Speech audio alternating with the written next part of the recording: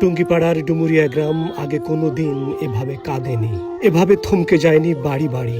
Bullet বৈরাগী সেই ছেলেটি যার চাকরির জন্য প্রার্থনা করেছিল সারা গ্রাম। বুলেট সেই ছেলেটি যে বিশ্ববিদ্যালয় থেকে বাড়ি ফিরলে পাড়ার ক্রিকেট প্রেমী ডানপিটে কিশোর টুর্নামেন্টের আয়োজন করত।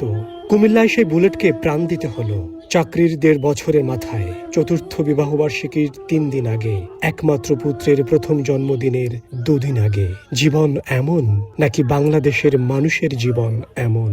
খুব কষ্ট করে লেখাপড়া শিখে চাকরি নিয়েছে। এলাকায় এসে সে সাধারণ মানুষের মতো সবার সাথে সুন্দর পরিবেশে ছোট বড় মা খুবই সবাই। ডুমুরিয়ার মানুষেরা বলছেন বুলেট আক্ষরিক অর্থেই বুলেট ছিলেন।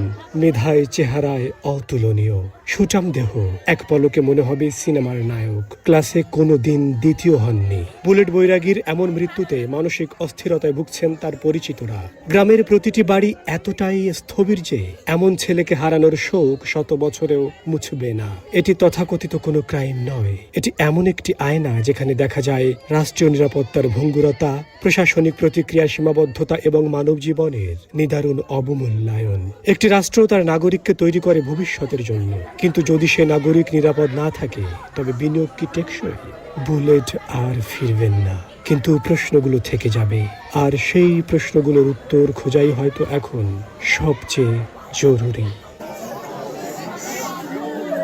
টাইমস অফ সনাতন। সত্যের পথে সনাতনের কণ্ঠে টাইমস অফ সনাতন।